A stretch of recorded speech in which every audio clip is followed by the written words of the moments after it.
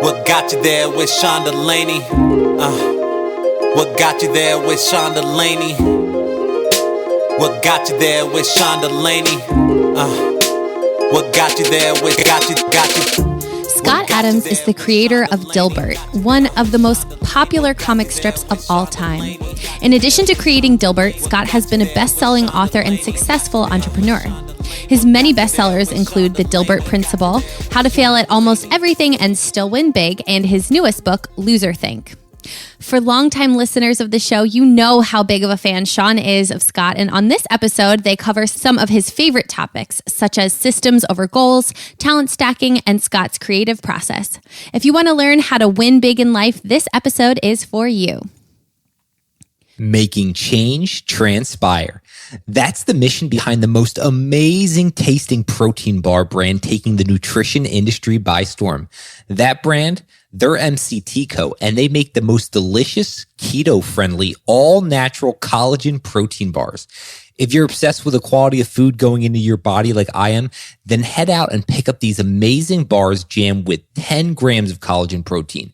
They only have 2 to 3 net carbs, no added sugar, and loaded with high-quality MCT oil for the healthy fats from coconuts. Whether you're busy running the kids around from activity to activity, a professional athlete, or just someone looking for a great-tasting convenience snack, do yourself a favor, head to mctco.com and use code WGYT for 20% off your order. Scott Adams, welcome to What Got You There. How are you doing today? I'm doing great. Thanks for having me. No, of course. Very excited about this conversation. This is one I've been looking forward to for a long time, but I don't think there's a better place to start than grabbing our favorite beverage and taking a simultaneous sip. So well, I've got my beverage right here, so I'm with you. Where did your love for coffee and this routine come from? Well, my love of coffee started in college. I know some people call it coffee, but I'm from upstate New York, so I still call it coffee. and so I got addicted to coffee in the usual way. It just helped me get through the mornings. But when I started doing it on Periscope, it caught on, and so I just went with it. You know, one of the things that you learn as a creator is that your audience tells you what the product is. You know, you think you know, and you go in and say, I'm going to give you this. And then the audience quite quickly says, no, how about you give us this instead? So you really have to follow the audience if you're smart about it. Is that how you most identify right now as a creator? Yeah, primarily. I mean, the Dilbert comic is another example of that. You know, people asked me to do more workplace comics in the early days of the strip, when it was just a generic comic at the time. And I listened to the audience. They wanted it to be a workplace strip, so I turned it into that. So I'm sort of a creator who has a degree in business. I've got an MBA, so I tend to listen to the audience more than the average artist who has artistic integrity might. Yeah, I don't have to worry. I don't have all that artistic integrity. I'd rather give the audience what they actually know they want. You mentioned the MBA. You also were valedictorian of your high school, correct? I was, but that's not nearly as impressive as it sounds, because there were only 40 people in my graduating class. Being the top one of 40 isn't too bad, though. We were talking about coffee there for a second. I am intrigued, though, about routines, typical morning. What does that usually look like for you? I wake up without an alarm clock these days, so I let my body tell me when it's time to get up. This morning it told me at around 4 a.m., which is typical. So between 4 and 6 usually I wake up. First thing I do is I get my coffee, and then I look at the headlines and get ready to do my daily Periscope live stream. And that happens 7 a.m. my time, so it's 10 a.m. Eastern Standard. And I try to do it at the same time every day, and I always start with a simultaneous sip. Everybody joins me to sip their coffee at the same time, at least once. And I'm a trained hypnotist, and one of the things you learn is that people can become very hooked on habit. So I knew that coffee was attractive to most people. I knew that if they did it at the same time, it would become habit forming. And that's part of the fun, since I write about and talk about persuasion. I'm not hiding the fact that I do this for effect, and people understand that. You mentioned habits. What about the rest of the day? I'm always intrigued about what different creators do throughout the day. It might even be the evening, just things that you found success doing. The biggest, most important trick that I found is if you can get to the point where you have some control over your schedule, then you can match your energy state, just how you feel, with the type of task. So in my case, I'm by far the most creative and energetic in the morning. So getting up extra early makes sense for me because I can optimize my creative time. By sometime around noon, and then it lasts for several hours, my brain just doesn't work in any creative way. It's all about task. What's my to-do list? What's on my calendar? Who do I have to call? And so I make sure that my boring tasks are in the afternoon. And then I've noted that it's easier to sit down and draw for a long time if I have to do a bunch of drawing for the Dilbert comic. It's good if I've exercised that day because that calms me down, gets my body nice and tired and relaxed, and that's a perfect energy state for mindlessly drawing stuff. So it's 10 a.m. right now. Where are we in terms of you being brain dead? Are we gonna have a little bit of functionality here for a little bit? Oh no, you're good. I've done my Periscope for the morning. I've done a little extra work. I've got at least an hour of good mental clarity here. That's fantastic. I'll take it. So the way I actually first came to your work, besides Dilbert, was actually your talk around systems versus goals. And growing up, I always heard you have to set these goals and follow them. And then your concept of systems versus goals just hit me like a eureka moment. I would love if you could just talk about the philosophy around that and even how that came to be for you. Yeah, so that was in my book, How to Fail at Almost Everything and Still Win Big. And I talk about the idea that goals can be limiting. If you have a big, complicated world with almost infinite possibilities, if you focus on one goal, what happens if you achieve it? There's a good chance there's something else popped up that would have been better to do if you had pivoted in time. So the first thing that goals do that's bad is it blinds you to other opportunities, which might be percolating and they might be popping up all over the place, and you're just not noticing because you're focusing. The other problem with goals is that you feel as if you're in a continuous state of failure until you achieve your goal, at which point you just set another goal and jump into more failure. Whereas a system, the way I define it anyway, is something that you do on a regular basis that improves your odds of success, but not in a specific way that you would call a goal. So, for example, going to college and getting a major in, let's say, English, literature, or something like that. You don't know exactly where that's going to lead, but it can give you lots of opportunities in lots of different places. So it's generally considered a good system. But likewise, you can build systems for your fitness, your diet, your career, and all of them will be a little bit different. Everybody can build their own system. But as long as you're doing something every day that's leading you closer to a place where your odds of something good happening are better. That's usually the best you can do in a complicated world. And then you always feel like you're making progress. For example, one of my systems involves exercising every day. Now, that might include just cleaning the garage one day. It doesn't mean I necessarily go to the gym, but I have to stay active every day. And I have a system where I do that at about the same time every day, also related to my energy state. I try to do that around noon if I can. And I just plug away at it. And then every day I say to myself, well, how am I doing on fitness? And I say, did I go to the gym today? Did I work out today? Did I take a walk? Yes, a success. So I define success as working my system. And my best example of that is numerous times every year, let's say half a dozen times every year, I will drive all the way to my gym across town. I'll get out of my car, I'll walk into the gym, and I'll stand there in the foyer by the big rock wall, and I'll look at all the people exercising, and I'll just look around and I'll say, nope, not today. And I will literally turn around, walk directly out the door, get in my car, drive home, and do something else. Because there are some days your body just can't do it. It just isn't there. And the big part of my system is that I don't make myself do unpleasant things for exercise. And if I knew it was going to be unpleasant that day, that would be far worse than taking a day off, because, your body needs to rest every now and then anyway. So I call that a successful day. So if I go to the gym, walk in, say nope, and drive home, that is 100% successful. Because what I was trying to achieve is to make sure there's never a day when my habit doesn't drive me toward exercise. And my habit did. Drove me all the way to the gym, even though I didn't want to exercise. That's a good habit. I mean, to me, that's like A+++ day. That's the best day you can have if your habit drove you to the gym when you didn't even want to go. So that mindset is just so much more productive. It's like, yes, I learned something today. Didn't achieve any particular goal, but I know that now I'm more valuable today. I exercised, I ate right.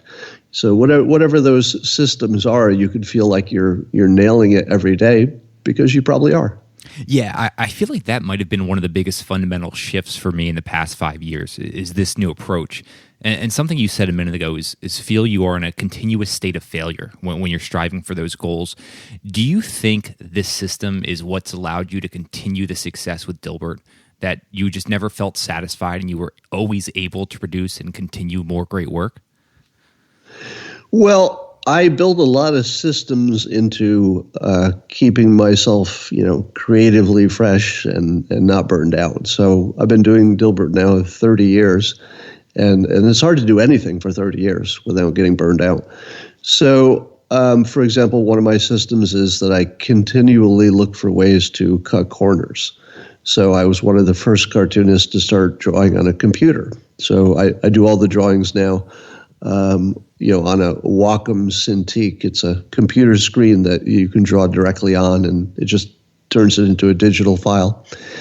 But I also created a font of my own handwriting, so that what used to take a long time to put ink on all the lettering of all the words, I just type it. So it's a huge time saver. So in 1,000 different ways, I just continually chip away at anything that's inefficient. I just work on that until it's efficient. So now I can do my primary job in 1, maybe 2 hours a day, and I'm done with that. And then that frees up time to work on other projects, such as writing books. When developing this efficiency, do you think that comes from a place of being lazy? No, it comes from a place of being born into a certain situation. So my mother was a farmer's daughter, and we lived near the farm she grew up on. And I used to go there and work. And one of the things you learn if you work on a farm is that you really, really, really, really need to figure out how to do things efficiently, because you're using your body all day. And if you don't make it efficient, you just can't get the work done that needs to be done on the farm. So my uncle, the farmer, would just continuously be teaching us all these little systems he'd developed over the years of how to do things with less muscle work and get it done right the first time and everything. And that just stuck with me. So I've just always had that mindset. I think it was one of the best things I learned young. No, thanks for sharing that story. I always love hearing about the origin story of someone. So around that time, what did you actually think you'd end up being or doing as an adult? Depends when you ask me. If you asked me anytime between the ages of 6 years old and 11, I would have said I'm going to be a world-famous cartoonist. From the age of 11 to, in my late 20s or so, I would have said, nobody can become a famous cartoonist. 3 people in the world, there's 7 billion people, probably 6 billion at the time.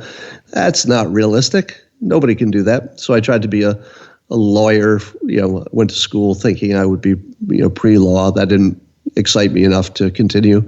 Then I thought I'd be some kind of entrepreneur or business person or banker. I ended up being a banker for a while. And it wasn't until my banking career and then later my career at the phone company hit a wall. And I'll tell you why, because enough time has gone by. I can tell this story. I couldn't tell this for years. the actual story. But in both my banking job and my phone company job, my boss in each of them individually called me into the office and said, "I got bad news for you. The word has come down. I can't promote white men anymore." Now, you hear that story and you say, "That's not true." And I promise on my honor, that was a direct conversation in two different places. And I quit the bank, because my boss said in direct language, we have too much imbalance. We don't have really anything like diversity in senior management. And so the word has come down. We're just not going to promote any white men until we fix that. And I said, "How long will that take?" And she said, "Well, it took 200 years to get us to here." So, or words to that effect. And so I left my first job and went to the phone company, got on a management track. So I was sort of identified as someone who might be senior management someday. And I think, wow, things are working out. And one day my boss called me in his office and gave me exactly the same speech. "Hey, we just got caught. We don't have enough diversity. We've got to fix it. I'm sorry to tell you, we won't be able to promote white men for the foreseeable future." So that was the point where I said, I'm going to see if I can just try some things in my free time. Because the minute I heard that, I had a lot of free time. I used to be the guy who would put in a lot of extra hours because I thought, well, that'll help me get promoted. I'll learn more. I'll make more contacts. And once I was told directly that none of that mattered, what mattered was my DNA, basically, and I couldn't change it. So I thought, well, I'll try to see if I can get some comics published, because I'd always had an interest in cartooning my whole life. I thought, well, I'll see if I can get some comics published in some magazine somewhere. And that didn't work out, but eventually syndication in newspapers did work out. And I worked my day job for several years while I got the cartooning going, and then I transitioned. No, I would love to dive into you taking advantage of this free time in a minute, but why did they identify you for senior management? Well, I was finishing up my MBA at Berkeley, so it's one of the top business schools. I had a degree in economics, and I played the corporate game really well. I would love to hire me. If I worked for a corporation and I could hire me, I would hire me in a heartbeat, because I really did take the work seriously. I wanted to do good work. I played by the rules, did everything you're supposed to do. It just didn't work out for me. So you mentioned in the free time you start seeing if you'd get some of the cartoons published. What made you even think you had that opportunity? So when I first started thinking about getting some comics published, I had no idea how to do this. And it's hard for anybody young listening to this to understand what it was like before the internet. Imagine it before the internet, if you had a question like, well, how would I become a cartoonist? You kind of couldn't find out. You wouldn't necessarily have any way to find that out. So one day I was thinking about that and thinking I didn't know how to do it. I just wanted to do it. And one day I turned on the TV. I was flipping through the channels, and there was the end of a TV show about how to become a cartoonist on some PBS station.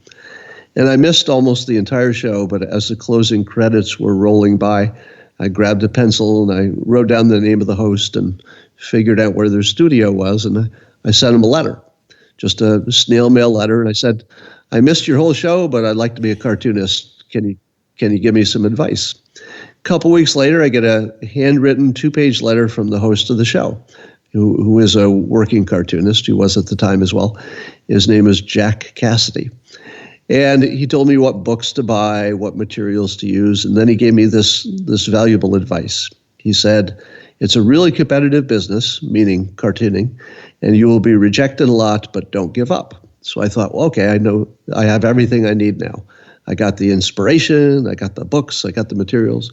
So I put together my best cartoons and sent them off, as I said, to some of the major magazines, the New Yorker, Playboy. They paid the most, so I just started there. And they rejected me. So they sent back the rejection letters, and I thought, well, all right, I gave it my best shot. What are you going to do? I gave it all my effort, didn't work out. So I put all my art supplies in a closet, and I just forgot about it and concentrated on playing tennis in my spare time. And a year goes by, and I go out to my mailbox, and there's a second letter from the cartoonist Jack Cassidy, who had given me the original advice a year earlier. And we'd had no contact. I hadn't even thanked him for his advice in that time. So it was really weird that there'd be a second letter a year later. And I opened his letter, and it said he was cleaning his office up, and there was a big pile of documents, and he came across my original letter to him with some samples that I'd sent. And he said that he was just writing to make sure that I hadn't given up. And that was the only reason he wrote. There was no other point. He just said, I just want to write to make sure you haven't given up. And I thought, well, maybe he sees something that even I don't see. Maybe he sees more here than the editors who rejected me at those magazines see. So I thought I would raise my sights and try to become a syndicated cartoonist, which means that you make a deal with a company called a syndication company, and then they sell it to newspapers all over the world. So your big break is if one of those syndication companies, and there are only a few of them, I think there were 4 or 5 that mattered at the time, then there are fewer of them now. And I sent off my samples, and rejections started pouring in. I thought I had all the rejections, and I said, well, now I've tried twice. Put all my materials back in the same closet and forgot about it. A few months go by, and I get a phone call from a woman who said that she was an editor for a syndication company I'd never heard of. She said she was from some company called United Media, and I didn't recognize that name. I hadn't sent my samples to anybody by that name. And she said she saw my samples, I didn't know how, and wanted to offer me a contract to be a syndicated cartoonist. Now, keep in mind, this is like the biggest break you could ever have for a cartoonist. But I didn't understand who this company was, and I didn't trust it because it seemed like kind of a scammy, out of the blue call, maybe some kind of, trick here. So I said, I'm flattered by your offer, but I haven't heard of your company, this United Media company. Do you have any references, or is there anybody you've worked with that has ever been published in any way? And there was this long pause, and then she said, yeah, we handle Peanuts and Garfield. And when she got to about the 12th name on the list of international superstar cartoonists, I realized that my negotiating position had been compromised. I didn't know what I was doing. So it turns out the reason I didn't recognize the company is that she called me under the corporate name instead of the syndication company's name, so I didn't recognize it. But I said yes to that deal, got syndicated. Dilbert was a big failure for the first several years. It was only in, a few dozen newspapers total, which is not nearly enough to make any kind of a living. And it wasn't until I put my email in the strip, I put my email address between the panels back in 93, I think. And this was before even people had email. Most people didn't even have email back then. And so when I put my email address in the comic, it caused all the people who did have email, the early adopters, but didn't have anybody else to write to because they didn't know anybody who had email either. And they would see my email address and they would write to me because it was the only address they knew. And they would say, hey, we kind of like your cartoon, but we like it a lot when Dilbert is doing business stuff, if he's in the office. And at the time, he wasn't in the office hardly at all. He was just doing generic stuff at home. And so I thought, well, if everybody's saying the same thing, it was almost universal. It was almost everybody said the same thing. So I said, well, the audience has spoken. So I just moved it into the office, and it took off after that. I'm really intrigued by that feedback loop that was created by the email. Had you been receiving any type of advice like that prior to putting your email in there? Absolutely not. One of the big problems as a cartoonist is there are so many layers between you and the actual customer. So the person reading it got it from a newspaper, perhaps. The newspaper went through an editor, went through the syndication company, the printing company, and then me. So I had no contact and no feedback at all. The only people who would give me feedback were people I talked to, and they're all stinking liars. The last thing you want to do is ask your friends or your family, like, "Hey, how's this look?" And they're like, "Oh, that's great. You got to do something with that. That's terrific." It just doesn't mean anything. Yeah, my mom's a big fan of my podcast. I remember when the New York Times did a major feature story on me, and I was so happy to tell my mom. I thought, well, at last I will impress my mother, because she's hard to impress. And it's like, Mom, feature story, or was it? I think it was the New York Times or Wall Street Journal. I forget which one. And she goes, "Oh, we don't get that one." I'm like, "Really? Really? Maybe you could make a little effort. Maybe you could make some effort and get that one." And then she landed the kill shot. She goes, "Do you think you'll ever be in People?" In her world, if you weren't in People magazine, you hadn't made it yet. So yeah, you weren't anything. Later, I was in People magazine a number of times, so she was happy. So, in terms of these feedback loops, once this happened, did you start viewing life differently in terms of how you could develop these feedback loops in other aspects of your life? Well, remember, my background was not art, it was business. And in the business realm, certainly anybody who's got an MBA will tell you this as, the bedrock basic rule of business. If you don't have a channel to your customer, you don't have a business model, because you're just shooting blind, and that's not going to work too often except by pure luck. So as a business person, it was obvious to me I had to create that channel. And as luck would have it, my day job was working with email and the internet before anybody even knew what those things were. And so it was obvious to me that the way to do that was to put my email in the comic, which by the way, this tells you how early those days were in terms of our understanding of the internet and how that works, is that there was a real pushback from my syndication company, because they thought the newspapers wouldn't print the strip if I had my email address in it, because the thinking was, they're going to say that's advertising, and they pay us to run the strip. They're not going to let us put an advertisement in there and pay us for it. Like, nobody's going to do that.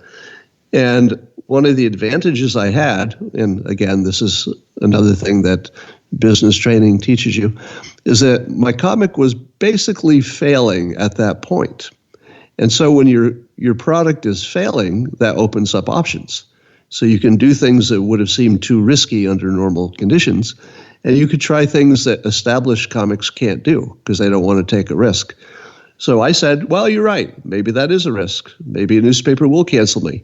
But it's not going to be worse than what's happening now, because I was on a trajectory to go out of business. So they agreed with the risk management proposition and said, well, you could always just see what happens and stop doing it if it doesn't work. But that turned out to be the key that unlocked all the value. You mentioned a minute ago, and you said if luck would have it. What's your take on luck? Well, I also wrote about luck in my book, How to Fail at Almost Everything Still Win Big. And my take is that you can manage luck, but only indirectly. And my best example is that I grew up in a small town in upstate New York, Windham, New York. And had I stayed there, the odds of getting lucky were very low because there wasn't much energy. There weren't many things happening.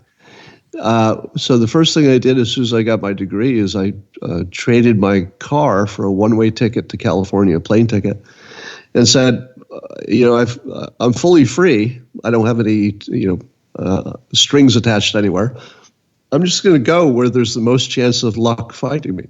So I went to San Francisco, and I thought there's plenty of energy here, people, business, money, contacts. If I can't get lucky here, I'm not trying. Then the next thing you do is you have to do a lot of things. You have to interact with the environment. And one of the things I talk about in my new book that's just out, Loserthink, is that if you don't know how to do something, but you want to do it, let's say you want to start a business or learn how to do something, whatever, the best way to learn how to do something is to do it wrong, because you'd be amazed how much free help that attracts. If you do something wrong in front of other people and they know how you should have done it, they're going to tell you, and they're not going to charge you for it. You can get all the free advice you want by doing bad work in public. And I've used this method a number of times because, when I first was a cartoonist, my drawing was terrible. The writing wasn't focused, but I did it in public, and people kept telling me what was working and what wasn't, and then I could sort of craft it and improve it over time. Likewise, when I started doing my Periscope live streaming, most of the comments in the early days were, you're really ugly. You should move the camera a little bit back. Maybe you should move that camera back, Scott. No, really, seriously, listen to us. Move the camera back. The less of you we see, the better. Now, they were wrong. They were right, completely right. When you reach a certain age, especially if you're not wearing any kind of TV makeup, maybe you should move the camera back a little bit. So, it's funny that advice like that is so simple, but I didn't think of it on my own. I probably would not have made that change except for the free advice I got by doing things incorrectly in public. So that's how you can generate luck, right? It's not exactly luck that I exposed myself to a situation which had a high chance of somebody telling me what to do right while I did it wrong in public. So anytime you can just go out there and mix it up, make some mistakes, embarrass yourself, create some action, meet some people, just anything that's energy, as long as other people are exposed to it, the odds of luck finding you just go way up. You were talking about trading in the car for the plane ticket. What was the end of that story? Well, there's a pre-story to that, which is my senior year of college. I was going to an interview at an accounting firm, and it was a I don't know, hour and a half drive or something from my college. And I had a very unreliable car that broke down on the way back from the interview. It was February, and it was very cold, and it was a new road, and there was no other traffic on it. So my car breaks down, and here's the kicker. I didn't bring a jacket because I didn't have any jackets that looked professional, and I was just going to be in the car. I was like, I'll just go from car to building. I don't really need a jacket. But once it got dark, and it was February, and there was winter, it got really cold. So I left my car because I knew if I stayed in it, there wasn't enough traffic to be even sure anybody would ever drive by and save me. And I started getting, my limbs were starting to stiffen. I could barely walk at one point. I was so cold. So I decided to run for it. So I knew that I couldn't run backwards where I had been because I hadn't seen any civilization in so long that I knew I wouldn't be able to go that far. But I didn't know exactly what was ahead of me. Maybe there was something over the next hill. I didn't know. So I decided to run for it. Got out of the car with my no jacket, middle of the winter, and I just started running. And, I could feel my ankles started to just turn to concrete. It was so cold that they were starting to no longer even bend. And I'm not really a long distance runner or anything. I was in pretty good shape, but I'm not a distance runner. And I started to think, I might not make this. I might actually be dead by morning because there's no civilization and I'm not going to be able to run to warmth. I didn't know what to do. And I decided that night, or as I was running near death, wondering if I had frostbite already, I said to myself, if I survive this, can I swear on your show? Yeah, of course. All right. Because for authenticity, you have to know the exact thought. And I said to myself, if I survive this night, I'm going to sell my fucking car for a one-way ticket to California, and I'm never going to see another fucking snowflake as long as I live, if I survive. A traveling shoe salesman came by and saved me. I flagged him down. I stood in the middle of the road. He wasn't going to go anywhere without picking me up. And he saved my life, literally. And a few months later, I graduated, and I traded my car straight up for a one-way plane ticket to my sister. It was an inside job, and then I went to California, and I think only once I was forced to be near a snowflake a few times, but I've been pretty true to my promise not to be in cold weather. Yeah, I live in South Florida for a reason, trying to avoid the snowflakes. One thing that really intrigued me is you were talking about how you developed your system even better and your work in Dilbert became better. So what does your creative process actually look like today? So today, every comic starts with an idea for the situation. You know, what is the dilemma, the problem, the topic? And for those, my most recent method is I just send out a tweet and say, "Hey, what's bothering you about your work? Tell me in the comments." And then I'll look through comments and I'll see usually issues that are familiar to me from my own experience, work experience or other. And I say, that's familiar to me. It's probably familiar to other people. So the first test is that at least two people have to have the same thought. So if somebody says, we have this weird situation at work, and it's so weird that nobody's ever had that situation, I don't use that because nobody can relate. But if it's something as soon as I read it, I go, oh my God, that's so familiar. That happened to me when I was working too. Then I usually have something. And then I say, all right, which characters would be involved in this? And then I just start writing. And I write and rewrite and change characters, and it becomes an iterative process after that. And there's somewhat of a formula for writing humor, so it's a little bit more formulaic than it would seem from the outside. So I'll start with my whatever the vexing problem is that the characters have to deal with, and then I'll say, all right, what would happen in the real world? And then I'll say, okay, this isn't the real world, it's the comic world. What would be the most extreme, ridiculous thing that could happen in this? And, I could introduce robots and aliens and, ghosts or anything else because it's a comic. So I usually try to keep a kernel of truth. That's the part that makes people attracted to it in the first place. Then I try to exaggerate it or add hyperbole or clever words or something naughty or clever. You always have to add dimensions. It's sort of like a layering process. And lots of iteration until one of them moves me physically. So here's a little test. If you're creating art of any kind, in this case I'll talk about humor specifically, if it doesn't move somebody's body, you're not done yet. And when I say move their body, they have to do more than just read it and have a reaction, more than just read it and go, that's pretty good. I want somebody to cut it out if it's printed and put it on their fridge. That's their body moving. I want somebody to send it to somebody else in an email attachment. That's their body. I want somebody to laugh or cry or snort. More than just a giggle in the chair. So the first test that I put on my own writing is if when I read my own joke back, do I feel it physically? And quite often I do. I'll feel an involuntary, even as the author of it, even when I know where it's going. So if I don't feel it physically, I'm not done. So I write it until I can feel it.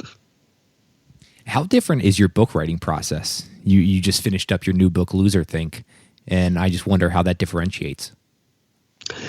Well, it's much, much harder is the first part of the answer. One of the advantages of having an established universe with the Dilbert characters is very much like Seinfeld in its 9th year. It's way easier to write content for an established universe because you're starting with rules and then you're just writing to those rules. All right, what would this guy think? What would this woman think in this situation? That's way easier. But if you sit down to write a book, it's literally a blank page and you can go anywhere. So that process is, first of all, scarier, more undefined, but and then you feel your way through it. I sit down and I just start writing, and I write poorly and quickly, and try to get some ideas down, and then look at them and say, okay, I like the idea, but not the way I wrote it. So then maybe I'll rewrite it a bunch of times until I like it. The biggest difference I would say is that for the comic, if I write one joke a day, that's really good work, and that's enough to be, a world-renowned cartoonist. One joke a day. But if you write a book, and in my case, most of my books have humor laced throughout them, you might have to write 5 jokes on a page for a 300-page book. So that just the total number of humor points that you have to hit for a book that has humor in it is just through the roof compared to cartooning. So the degree of difficulty is extraordinary. There's probably a reason that you don't see many cartoonists who also are authors. Because if you've got a pretty good gig writing cartoons and you're being paid for it, it does not look rational to also write a book, because it's 100 times more work. And if things are already going well, you don't need it. So in my case, I just have greater interests outside of cartooning, and my creative, I guess my muse drags me different places, and that's also part of my creative technique. I don't try to create anything that I have to push. So if I feel myself pushing or forcing it, I know it's not going to work and it doesn't go anywhere. The ones that work well are if I say to myself, I think I'll write a book on this topic, and then I write, say, 1 page. And one of 2 things happens. Either I look at it and say, it just lays there and it's just dead to me too, so I'm not going to go with this. Or I write it and I say to myself, damn, I wish it were not so close to lunch, because I really want to write another page. And that's the energy pulling you. So if you can find an idea that pulls you, then all of the energy that you would normally have to muster on your own to put into it is unnecessary, because the project actually gives you the energy. It's feeding you at the same time you're building it. So short of that, I would never be able to write a book. And for every book I've written, there have been, let's say 6 books that I contemplated and played with, but they never gave me energy. So they were stillborn. I'm really fascinated about you following this muse, and you get to that point where you don't want to go to lunch and you have more energy. How many times have you really followed that energy for a decent amount of time and then realized this is not a project you want to work on? Usually you can tell pretty quickly. That's the beauty of it, is that I don't think I've ever written more than 1 chapter before I knew conclusively whether this had any potential. A chapter's a lot. I mean, I could tell usually in a page or 2 whether I've got a book. So the energy either comes quickly or it just doesn't come. So I'm really fascinated by that and your ability to course correct. And I know you've written before about your biases and understanding blind spots. So then how do you avoid those biases and how do you discover those blind spots quickly? Well, it depends on the context. If I'm writing cartoons, I don't want to discover all of my blind spots. I want to write about them, because those, the flaws and foibles, especially the ones I share, are just fun content. But if I'm, let's say I'm analyzing events in the headlines or politics or something, in those cases, I need to be a little more accurate if I can, a little less biased. And that's what the book Loserthink is all about. So it's a whole set of techniques for doing it. I'll just give you a couple examples. So one of the tricks I use is if the news on the left, let's say CNN, MSNBC types, reports something as true, and the news on the right also reports that it's true, let's say Fox News, Breitbart, whatever, it's probably true, because then the left and the right have both reported it as a fact. But you'll discover that if only one of those 2 sides reports something as a fact, it almost never is. And it doesn't matter which way it goes. It doesn't matter if the right says it's a fact and the left doesn't, or vice versa. If you can't get both of them to agree on a fact, it's probably just an opinion. And that's probably the best filter you'll ever have. Now, a lot of people are stuck in their silo and will only listen to the news sources that largely agree with what they want to hear. So if you can't force yourself to at least sample the other side, you're definitely in a bubble. So that would be one of many tips in the book. Yeah, no, the book was really interesting. I was able to read a ton of it this weekend. And one of the quotes I really enjoyed, and I'd love to just hear more about, is A person who considers ego a reflection of self instead of a tool that one can dial up or down as needed has fewer pathways to success. I'm always intrigued by how different successful people handle ego, and I love how you relate it to a dial, and I would just love for you to even dive a little deeper on this. Yeah, so take what we're doing right now. So even to have this conversation, since I know lots of people will look at it, and it's in the context of, I'm sort of in book tour mode and trying to make people like my book or like me enough to buy my book. So I'm conscious of how high I should dial my ego before it's obnoxious, because there's a fine point there, because you want to dial it up so that you feel comfortable doing the sort of thing I'm doing right now, speaking to lots of people in public, clearing my throat, making probably mistakes and things. Maybe I got some factual errors I wish I could have said differently. So you need to have enough ego that you feel comfortable taking on challenges that could be embarrassing if you did them wrong. But you want to have a cap on it so you don't seem obnoxious to other people. So you always have this balancing act of where's the perfect ego point. If I'm taking on, let's say, a project that's not in my sweet spot, it's not something I already know how to do well, then I might dial my ego up and say, hey, I could do this. How hard could it be? I can figure this out. But it's more technique. It's not who I am, because I can dial it down too.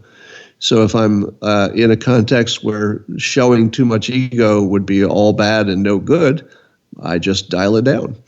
And the way that you can make that easy is by understanding and really reframing your understanding of yourself, that your ego is your enemy. It's not your friend, and it's not who you are. Your ego is probably keeping you from, let's say, that risk that would really help you out. It's keeping you from taking the chance of failure. If your ego is preventing you from any chance of failure, it's your enemy. If your ego is something that you've learned to dial up when it's helpful to have confidence, and to dial down when it would just be a distraction or it would be bothersome to other people, then you've turned your enemy into your tool. So that's at least the way you should think of it. Because if you're saying, and I've seen people, I can't tell you how many times I've seen people fail in business because they were making ego-based decisions, like, I can't do that, I don't want to be associated with that, etc. Now, the best example is the one I gave earlier, which is when I created the Dilbert comic, it was a pure reflection of my ego, because I was drawing comics that I, as a consumer, would want to read. And so that's as big an ego as you could have.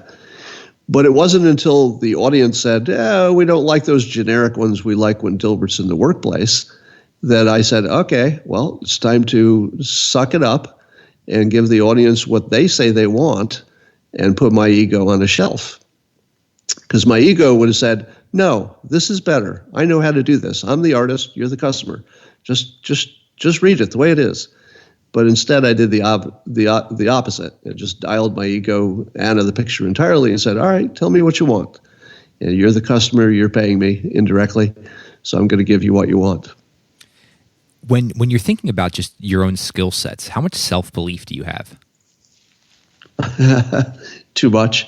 I don't know if you can learn this next part. I don't remember any time in my life I didn't think that I would be wildly successful to the point of being both rich and famous. And there's no time that I thought that wouldn't happen. In fact, in my 20s, I woke up every day confused because it hadn't happened yet.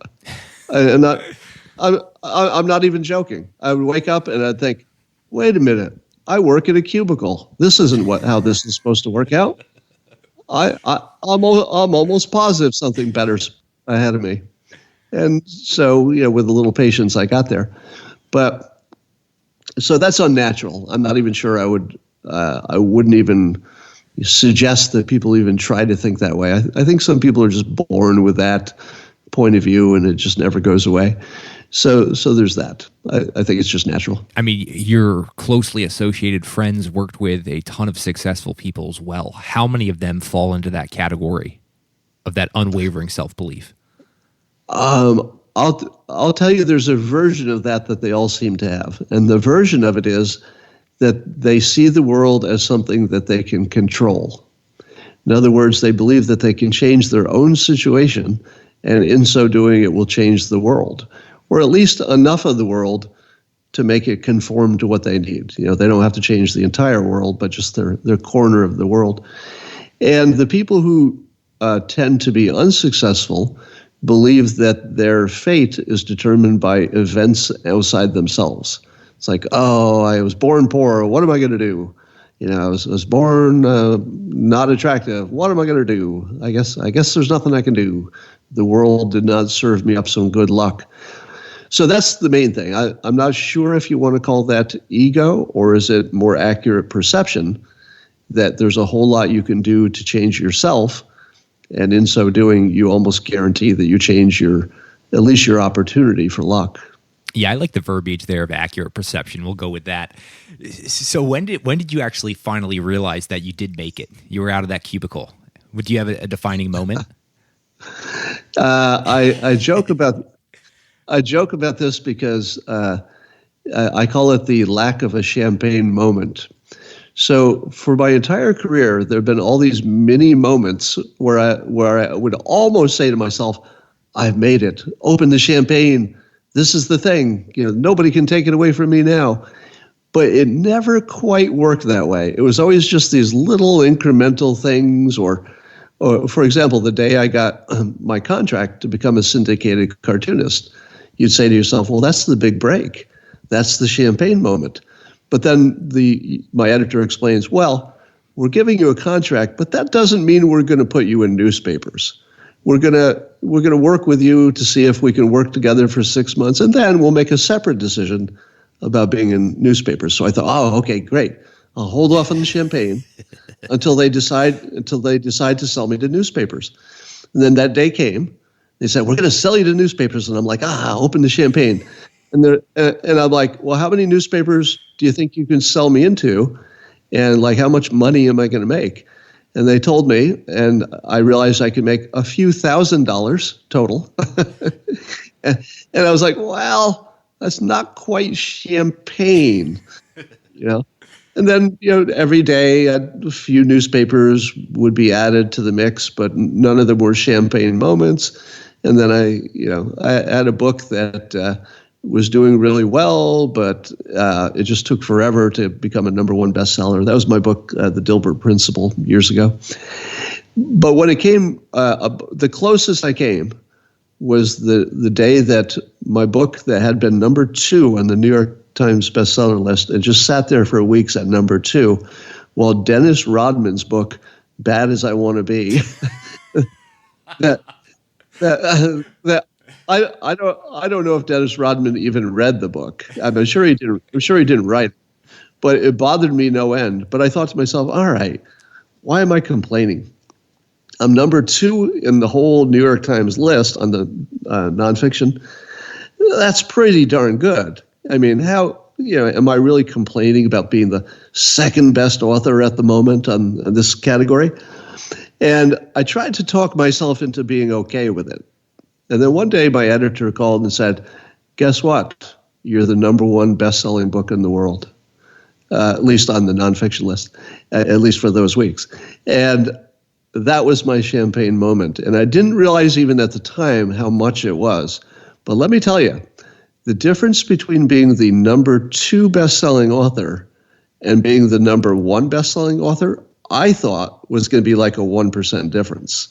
Turns out it's closer to like a 1,000% difference. Suddenly the sky opened, and everybody in the world wanted to talk to me, hire me, give me money, pay me, have me speak. Everything changed as soon as it hit #1, and it was almost overnight.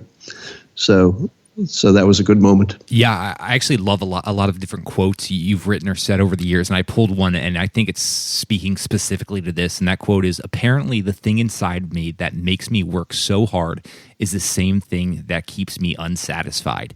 And you can just see that the desire to constantly push.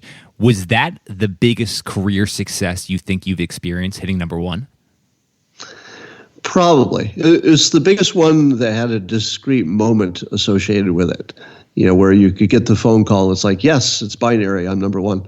The comic strip, as I said, was a whole bunch of small things that added up to a lot. So I didn't have that moment there. Yeah, I would say the number one book was my biggest career moment. When you're assessing the career over the years, is there anything you just wish you spent a little bit more time on? I don't think anybody's ever asked me that question. Do you know how rare it is to hear a question I've never heard before? So good job with that. Well, thank you. Let me see if I can answer it. Something I wish I'd spent more time on. Do you mean in terms of a skill, or are you talking about work-life balance, or just anything? I feel like I've really gotten a lot over the years of you discussing certain skills and life skills you've spent time on. So yeah, I'd be really intrigued to hear that. Well, I would say that the skill that is most obviously missing for me, is a second language. Where I live, Spanish would be the obvious one, and probably a lot more experience traveling. Now, I was kind of busy, so I didn't have a lot of opportunities to travel. I worked 7 days a week for most of my life, but I can tell that something's missing. When I interact with people who have more of a global experience, they're definitely different for it, and in a good way. They just have seen more things, just a greater level of awareness in general. So I would say that would be a big blank spot in my talent stack. Yes, talent stack, something I've learned a great deal from. I really appreciate your work. It's one we've covered on the podcast before, so I know the listeners are familiar with that. You were just talking about people who've traveled, some of the skills they'll possess. What do you think your superhuman skills are? Oh, well, so here's one of those cases where I have to balance the ego thing. Damn it. Because it would be real easy for me to give you an answer that sounded like just the ultimate douchebag answer, but I also have no shame. That's one of my I guess that's one of my superpowers, is I've learned over time how to deal with every kind of awkward, embarrassing, shaming situation and realize that they never kill me. I'll wake up the next day, it's like, still alive. How about that? 1,000 times in a row, still alive. I don't know. I guess this embarrassing humiliation stuff doesn't hurt after all. But to answer your question, number one is my ability to withstand embarrassment. Hugely, hugely valuable and useful, and is a learned skill. This one, unlike my optimism, I was born optimistic and thinking things would work out for me, but I definitely wasn't born without a sense of shame. I mean, I had more than my share, and I had to learn through brute force and lots of practice how to just get over it. And I have. So there's that. Then the one thing that perhaps is a superpower that you can't learn. I think you can learn it somewhat, but maybe not to the level that some people are just born with it. And that's the skill towards simplification. And if you look at those things which you've responded to in my writing, from the systems versus goals or the talent stacks, you'll notice that they have a common element, which I've taken something which is really a complicated environment, and I boiled it down to a simple rule or two. And that's what activates it. So it's not the idea that self that has the power. It doesn't become activated until you can simplify it to the point where people can talk about it, hold it in their head, compare it to things. So I'm a world-class simplifier, and that you see that talent come through all of my occupations. Yeah, if you didn't bring that simplification up, I was going to inflate your ego there, because your work, there's no author, I don't think, where more times I just sit there and go, why didn't I think of that? And it's just so easy to implement these into your lives. So I really do appreciate that. And that's why I was having so much fun this weekend, being able to read the new book, Loserthink. And so someone who is unfamiliar with your work, they're going to pick up this book. What are you hoping they take away from it? Well, I was trying to give people some tools to escape their own little mental bubbles. So some people, for example, are prisoners of the past. They're worried too much about things that went before, and I teach them how to get out of that. But there are a million little traps. Do people know how to compare things? Do people know the difference between coincidence and something meaningful? Now, your first impression might be, yeah, people know that stuff, but you're going to find a lot of surprises in the book, and probably a lot of people will be surprised that they thought they knew things, but they're going to be surprised when they read the book. So it's how to get out of your own mental bubble, how to see the world more clearly and more productively, but also how to help people out of their bubbles.